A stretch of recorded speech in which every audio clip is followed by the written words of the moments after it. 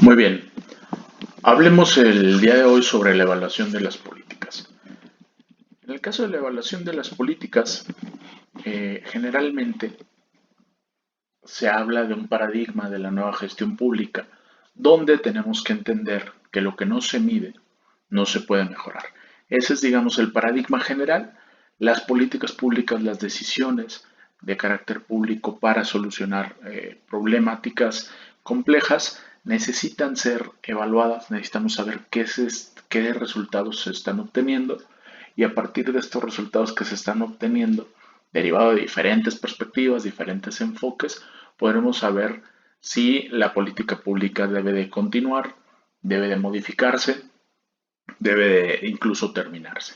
Entonces, un enfoque principal es el enfoque en el resultado, donde, digamos, dos visiones distintas, una del ciudadano regulado, donde el ciudadano regulado lo que le interesa es básicamente la aplicación de la ley. ¿Sí? Al ciudadano regulado lo que le interesa es que el Estado aplique la ley y corresponda a esto. Mientras tanto, el ciudadano usuario, además de esto, también requiere un mejor retorno en bienes y servicios. Nosotros podemos ser tanto ciudadano regulado en ciertos aspectos y ciudadano usuario en otros. Generalmente cuando nosotros somos agentes y buscamos que se nos preste algún servicio exclusivo del Estado, bueno, lo que buscamos es nuestro mejor retorno en bienes y servicios. Cuando hablamos de ciudadano regulado, generalmente hablamos de la aplicación de la ley hacia los demás, obviamente también hacia nosotros mismos, si no seríamos unos ciudadanos bastante hipócritas, pero en términos generales estas son las dos perspectivas, ¿no? Los ciudadanos regulados que buscan la aplicación de la ley y el ciudadano usuario que busca el mejor retorno en bienes y servicios. Cuando hablamos de la gestión para resultados, nos estamos refiriendo primero a un paradigma de nueva gestión pública, lo que ya les decía. La gestión para resultados, es decir, todo lo que se hace tiene una finalidad última y entonces la medición tiene que ver con que esta finalidad última se cumpla. Entonces tenemos que también ver cuáles son los elementos que determinan el valor público. Ahorita veremos lo que significa el valor público. Y por otro lado también las condiciones para la gestión para resultados. Es decir, los resultados se van a dar si solo si se encuentran en condiciones adecuadas. Y entonces la gestión para resultados necesita estos cuatro, digamos, elementos para poderse dar. En el paradigma de la nueva gestión pública, eh, digamos que hay tres grandes rubros respecto de la evaluación de las políticas públicas en este paradigma. Uno tiene que ver con la optimización en uso de los recursos. Recordemos que los recursos públicos generalmente son recursos escasos y entonces la optimización se vuelve fundamental. La transparencia, la equidad y que sea controlable el uso de los recursos y además la gestión, es decir, que la actuación del Estado constantemente esté transparentada, que sea equitativa y que tenga posibilidad de ser controlable. Y por otro lado, la importancia de mejorar el desempeño. Es decir, esto ya es dentro de la implementación, pero para hacer estas mejoras tenemos que estarlas midiendo. Entonces hay que mejorar o medir el desempeño también. En la gestión para resultados, primero existen múltiples definiciones de esto. Los resultados van a variar dependiendo de la interpretación pública. Recordemos que las definiciones son muy importantes, lo veamos en el capítulo de agenda pública. Quien define de alguna manera es quien controla.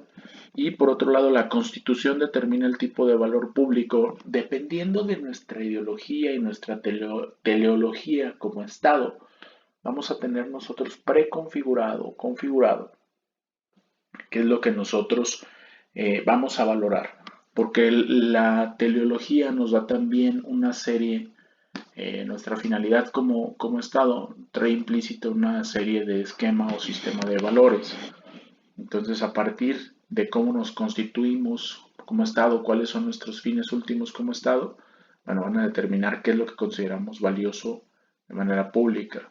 La gestión por objetivos o gestión para resultados es, digamos, lo mismo. El contexto institucional es clave en la aplicación de la gestión para resultados. Es decir, tenemos que contar con instituciones fuertes para que den los resultados que necesitamos. Aun y cuando no es objetivo primordial, la gestión para resultados ayuda a fortalecer la democracia participativa, porque generalmente los resultados tienen que ver con la sociedad, tienen que ver con el otro, tienen que ver con la ciudadanía. Y entonces necesitamos la retroalimentación de la ciudadanía para medir mejor si estamos o no logrando los resultados deseados.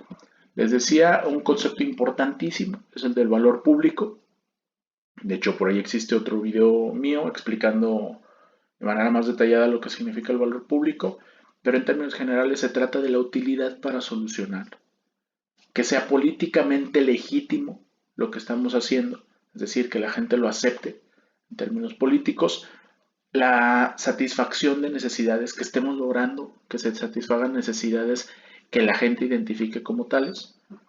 La gestión para resultados conduce a que todos los resultados parciales que aparezcan en el proceso de creación de valor sean relevantes y no solo el resultado final.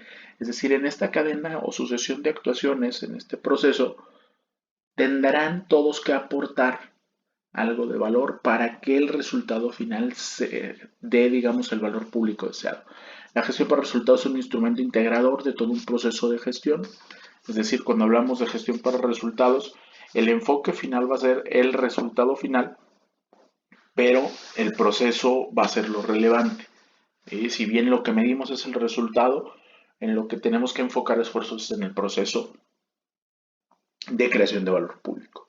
Existen actores internos y externos, y también es importante para creación de valor público entender que debe de haber una integración interinstitucional, es decir, que todos en las instituciones que estén involucradas en la política pública deben de entender a qué nos referimos con la creación de valor público y todos deben de aportar a esta visión de creación de valor público. ¿Cuáles son las condiciones para la gestión para resultados? Primero, un entorno institucional estable, es decir, la estabilidad institucional importa mucho para la gestión para resultados. Tiene que haber apoyo presupuestario, efectivamente tiene que haber recursos económicos para ello. Y tiene que haber un plan de trabajo por resultados, les decía, donde todos estos procesos, todos los procesos, o más bien cada proceso del continuo de acciones, deben de aportar valor público y deben de tener en mente el resultado final. ¿Para qué nos sirve la evaluación dentro de las políticas públicas? Bueno, primero, de la evaluación de la política pública depende saber si sigue la política, si termina la política o si se transforma. Constantemente las políticas se están transformando, esto es lo que sucede más a menudo. Entonces, nada más para eso nos sirve la evaluación, para saber si, ahora sí que si le sigo, me regreso. El seguimiento. Desde la etapa del diagnóstico y diseño de las políticas públicas debemos de contemplar mecanismos que nos permitan seguir el desempeño de la política, así como en la etapa de implementación tenerlos presentes y ejecutarlos. Es decir, la evaluación no es el último paso de la política pública, la evaluación tiene que estar presente prácticamente en todas las etapas de política pública, porque en la medida en la que, por ejemplo, definamos agenda, definimos también lo que va a significar el valor público. Y el valor público nos va a decir entonces qué vamos a medir y cuál va a ser el resultado deseado. En la formulación de las políticas públicas, bueno, el plan de trabajo va a aportar valor público, tiene el enfoque de resultados. Y entonces en este sentido nos vamos a estar, digamos que la evaluación de las políticas públicas nos sirve para estarnos cuestionando constantemente si lo que estamos haciendo tiene o no sentido. Hay que definir cómo medir el avance desde el diseño y que sea parte de la implementación para que arroje información que nos permita mejorar continuamente la política. El tema es que la evaluación nos va a dar retroalimentación constante. ¿Cómo vamos a evaluar un programa? Primero, a partir de del producto público. Es decir, ¿el programa cumple con los objetivos trazados? Entonces existe el producto público que buscábamos. Otra cosa es el resultado público. Es decir, ¿el programa resolvió el problema en la medida de lo esperado? Son cosas distintas, ¿eh? Una cosa es, el programa tiene una serie de objetivos y el objetivo en realidad va a ser crear una solución. Bueno, ¿creamos esta solución? Ok, ya está el producto público. Si creamos la solución, tenemos esta respuesta. Ya tenemos la respuesta. La respuesta es el producto público. El resultado público quiere decir que transformamos la realidad de la manera en la que lo queríamos hacer. que esa es otra cosa.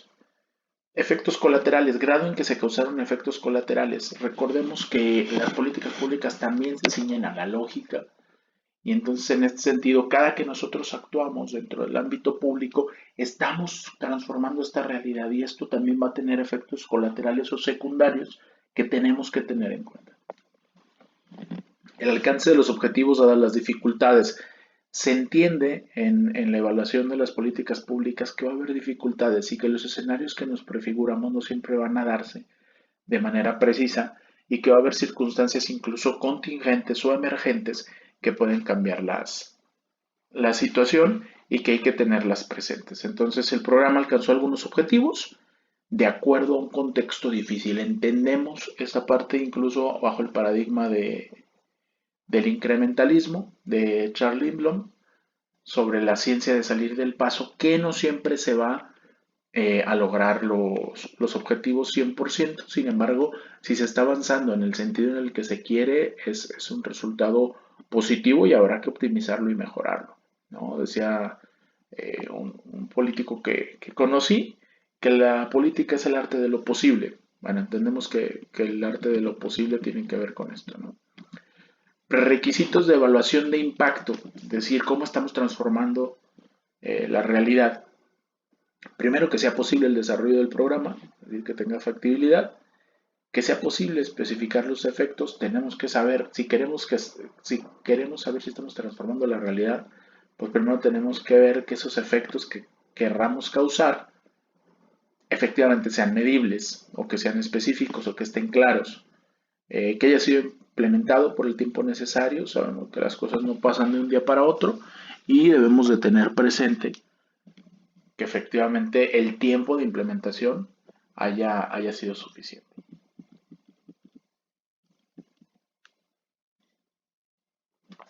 Los autores están muy conscientes que nos vamos a enfrentar a problemas o obstáculos de la evaluación.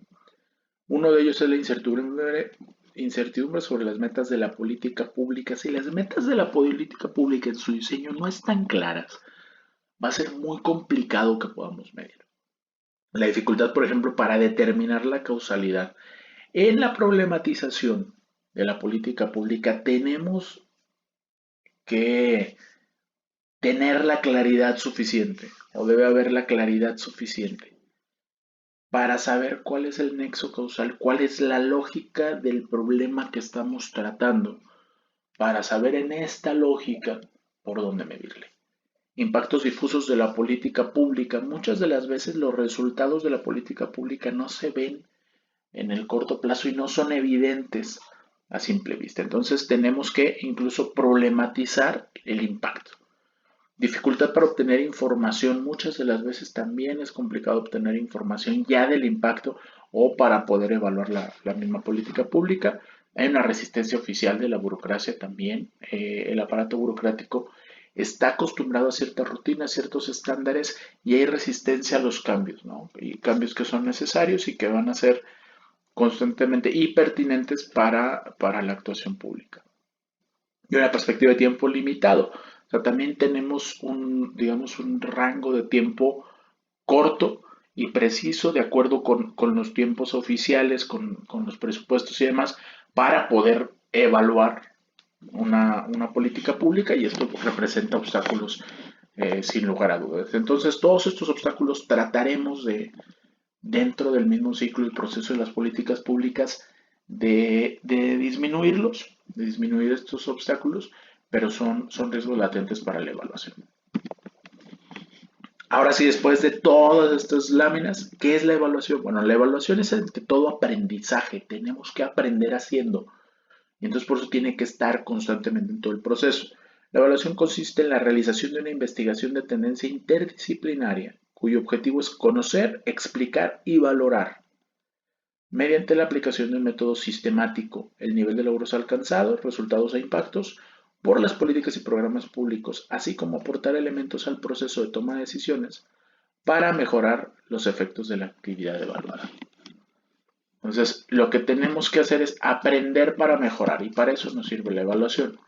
Bueno, de acuerdo con Aguilar Astorga, estas son las fases y subfases de la política. Ahorita los cuadros que les voy a pasar son de Aguilar Astorga y ahorita les digo otra de José Luis Méndez sobre los tipos de evaluación. Pero bueno, primero las fases y subfases de la política, de acuerdo con Aguilar Astorga. Primero empezamos con un problema público, donde existe la fase de gestación, por decirlo de alguna manera, o así lo llama él, donde tenemos que saber dónde nos encontramos, hacia dónde queremos ir y qué queremos revertir. Se demanda por parte de la sociedad, por parte de un grupo organizado, la demanda de la intervención gubernamental, o incluso el gobierno mismo lo identifica, se sube a la agenda y entonces empezamos a construir alternativas en la formulación, listar, estudiar, seleccionar criterios para poder seleccionar la mejor alternativa, factibilidad política y técnica subóptima, es decir, tenemos que saber si tenemos las herramientas y si existen las condiciones políticas para, y aquí hay un tipo de evaluación que es la evaluación ex ante, es decir, cómo estamos antes de iniciar la implementación. Esta evaluación ex ante nos sirve para poder compensar después con la evaluación ex post. Entonces, eh, en todo este proceso de las políticas públicas siempre van a estar las relaciones de poder durante todo el ciclo, ¿sí? Y estas relaciones de poder tienen que ver con la política, no con las políticas públicas, sino con la política. Vamos al objeto de estudio de las relaciones de poder, que es de la ciencia política. Después se empieza a gestionar la opción elegida, donde tiene que haber un monitoreo de procesos y una evaluación concomitante, es decir, una evaluación dentro de la implementación. Posteriormente a esta implementación y a la misma evaluación concomitante, más la evaluación ex ante, se hace también una valoración. En esta valoración, ¿qué es lo que vamos a ver? Digamos, en la etapa general de evaluación, bueno, revertimos el problema, qué es lo que salió mal, cómo retroalimentamos el diseño y la implementación, qué objetivos, metas e indicadores logramos, cuáles no se lograron, hubo efectos secundarios, etcétera, etcétera, etcétera. Hay muchas cosas que preguntarse después con la evaluación. Si la política pública es una hipótesis, cuando hablamos de una política pública lo que estamos suponiendo es que si hacemos X, entonces vamos a lograr Y. Entonces la evaluación es la comprobación de dicha hipótesis. La etapa de evaluación nos va a servir para saber si lo que estábamos suponiendo con la política pública efectivamente era de esa manera. Se trata de hacer una valoración sobre qué tanto la X alcanzó a convertirse en Y. Estos tipos de evaluación que les presento en la siguiente lámina son de José Luis Méndez, o más bien José Luis Méndez nos las describe. Primero, la evaluación de objetivos. Tenemos que analizar si los objetivos han sido definidos con precisión. Entonces tenemos que ver los elementos mismos de los objetivos. La evaluación de pertinencia. Vincular los objetivos con los programas que les dan origen, es decir, los objetivos que nos trazamos y los programas sí son pertinentes, es decir, son importantes para lo que queremos lograr. De coherencia. La evaluación de coherencia tiene que ver la relación de los objetivos con los medios para alcanzarlos. Ok, tenemos estos objetivos, ya dijimos que los programas son los adecuados, los pertinentes. Bueno, y ahora los medios con los que contamos nos van a permitir lograr esos objetivos, son coherentes con ello. Posterior, el tipo de evaluación de contexto. Hay que revisar las condiciones en las que se ha producido la aplicación de la política, así como los procesos de interacción y su entorno. Las condiciones, recuerden mucho esta frase de Ortega y Gasset, yo soy yo y mis circunstancias, el contexto. Yo les decía que las ciencias políticas, las ciencias sociales son ciencias contextuales. Y en este caso las políticas públicas también lo son. Y hay que evaluar el contexto, cuáles son las circunstancias en las que nos estamos desarrollando. De insumos o de medios. Tenemos que analizar la cantidad y calidad de los recursos empleados y verificar si han estado disponibles en tiempo y lugar establecidos. Es decir, sí me sirve el presupuesto, pero no si me llega en diciembre y me vas a cortar, o en noviembre y me vas a cortar la llave en diciembre. ¿Sí? Si vamos a cortar el flujo de recursos. Entonces, necesitamos que los recursos existan, sí, pero también en tiempo y forma, ¿no? Para que sean pertinentes. Eh, la evaluación de los procesos o del proceso revisa los mecanismos que permitieron la transformación de insumos en resultados. Ya tenemos los insumos, estos insumos los tenemos que transformar en resultados y para eso tuvieron que pasar por un proceso. ¿Cuál fue ese proceso? Eso también se puede evaluar. La evaluación de la realización de la evaluación de realización, de resultados y de productos. ¿Qué es lo que intenta hacer esta evaluación? Apreciar los productos o servicios generados. La evaluación de eficacia, verificar si los resultados han logrado los objetivos. La evaluación de metas, analiza lo logrado en comparación con lo planeado. Sí, que pareciera que se traslapa con la de eficacia, pero no necesariamente. La eficacia dice que si los resultados han logrado con los objetivos, o sea, ya tenemos unos resultados precisos, eso logró los objetivos que nos sabíamos que teníamos en un inicio, y por otro lado el de las metas. Lo que se ha logrado en comparación con lo planeado, no necesariamente con los objetivos. Las metas son mucho más específicas que los objetivos. La evaluación de eficiencia relaciona los resultados con los esfuerzos, que maximicemos los esfuerzos para lograr los resultados. La evaluación de efectos mide las consecuencias de los resultados. Lo que les decía, vamos a estar generando otras consecuencias que no necesariamente están previstas. La evaluación de efectos mide las consecuencias, perdón, esa es la que acabo de mencionar. La de efectos mide las consecuencias de los resultados. La evaluación de impacto se refiere al impacto global provocado por la combinación de efectos atribuibles a la política. Nosotros estamos transformando la realidad, estamos impactando en la vida de las personas. Hay que medir y hay que evaluar cuál es este impacto. De satisfacción, la evaluación de satisfacción se refiere al grado en que la población, primero, considera satisfecha su necesidad o resuelto su problema. Esto también tiene que ver mucho con la percepción. Es decir, muchas de las veces la satisfacción de nosotros mismos con nuestras condiciones de vida tiene que ver con la percepción de la misma. Evaluación cuantitativa o cualitativa. Bueno, los conceptos básicos entre evaluación cualitativa y cuantitativa, ¿qué es lo que miden? ¿Cuáles son las diferencias? Primero, la cuantitativa es dominante en términos de evaluación de políticas públicas, tiene un enfoque macro, una lógica deductiva, es decir, de lo general a lo particular, se enfoca mucho en las estructuras, en las leyes en específico, en las instituciones, tiene una forma más descriptiva. El investigador está fuera del objeto de estudio y entonces se considera desde cierta perspectiva también un poco más objetiva. Busca sobre todo el entendimiento de qué es lo que está pasando y bueno, y cuáles son las correlaciones que existen entre las variables, ¿no? Tiene un enfoque de ética. En la evaluación cualitativa, que es más emergente o alternativa, es decir, te está constantemente ganando terreno, la evaluación cualitativa, bueno, esta tiene un enfoque desde lo micro, una lógica inductiva, de lo particular a lo general, se enfoca sobre todo en evaluar procesos, es decir, contingencias, cosas que están sucediendo constantemente.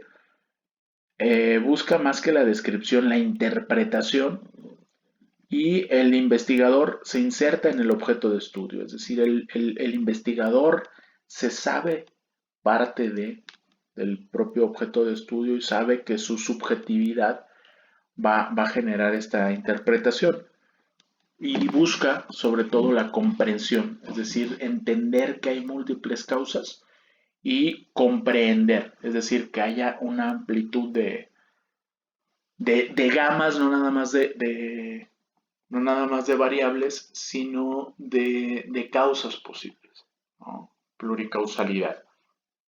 Entonces, tiene una lógica EMIC que significa que te sumerges mucho más en la valoración o en la evaluación. Métodos de evaluación, aquí ya estamos hablando de técnicas específicas que nos pueden servir para evaluar. Los cuantitativos y algunos cualitativos que también pueden servir como cuantitativos en cierto momento. Bueno, primero los árboles de decisión, donde empezamos a hacer una especie de diagramas de flujo, de si hacemos esto va a pasar esto, y tiene, digamos, bases en la lógica. El análisis financiero, que tiene que ver con contar lo que nos cuesta hacer o no hacer ciertas cosas. El análisis de costo-eficacia, es decir, cuál es la manera en la que podemos lograr los objetivos gastando menos. El análisis de costo-beneficio lo que nos va a medir es cómo gastamos menos para lograr la mayor satisfacción de los ciudadanos, de los usuarios o se obtenga el beneficio planteado en los objetivos. La teoría de juegos. La teoría de juegos nos va a servir para ver las diferentes alternativas con los diferentes actores y prefigurar posibles escenarios de juegos o de escenarios de cooperación o alternativas incluso de competencia. Ecuaciones en diferencias. Las ecuaciones en diferencias tienen que ver básicamente con cálculo diferencial. Esto significa que tenemos que encontrar aquellas funciones óptimas que nos permitan lograr los objetivos. La teoría de colas, que la podemos usar mucho en la evaluación de algunos programas que tengan que ver con servicios, porque entonces lo que vamos a evaluar es la capacidad que tiene el sistema de atención a la demanda. Las colas, recordemos que se surgen cuando la demanda sobrepasa la capacidad del sistema de atención. Entonces, por eso siempre encontramos en el Oxxo que hay una caja que no funciona y en la otra tienen mucha gente. Bueno, pues hay un análisis incluso de teoría de colas para poder saber hasta dónde puede soportar, digamos, la clientela sin que sea necesario aperturar o abrir la segunda caja y ocupar otra persona para que la atienda, ¿no? Si la afluencia no es suficiente, nunca va a abrir la segunda caja. Puede haber pequeñas saturaciones, pero para ellos está determinado y está perfectamente estudiado. Bueno, los modelos de simulación. Lo que nos van a servir los modelos de simulación es para generar cierta prospectiva. Estos modelos de simulación nos sirven teniendo diferentes variables y bueno, pues son modelos de simulación discreta donde efectivamente lo que mide es un evento previo y con base en el evento previo es que se simulan escenarios posteriores. Las cadenas de Markov justamente son estos, son procesos continuos donde el evento actual depende de un evento inmediatamente anterior, es decir, sin el evento inmediatamente anterior no podemos prefigurar qué es lo que está pasando después.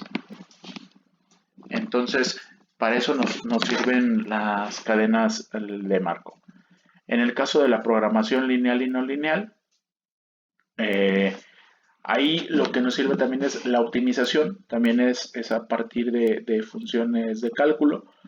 La programación de tener una serie de limitantes, esto nos sirve mucho en cuestiones operacionales, por ejemplo, para poder satisfacer necesidades operacionales, lo utilizan mucho en investigación de operaciones en términos logísticos. Entonces, la programación lineal tenemos un montón de variables entrelazadas entre sí y nos va a dar estas ecuaciones, nos van a dar la posibilidad de saber cuál es el funcionamiento óptimo entre estas variables. Les decía que esto se utiliza mucho como para la distribución, por ejemplo, de bienes y servicios, porque a veces la cantidad de variables es tan amplia que la lógica, digamos, sencilla no nos alcanza para poder saber si estamos optimizando los recursos.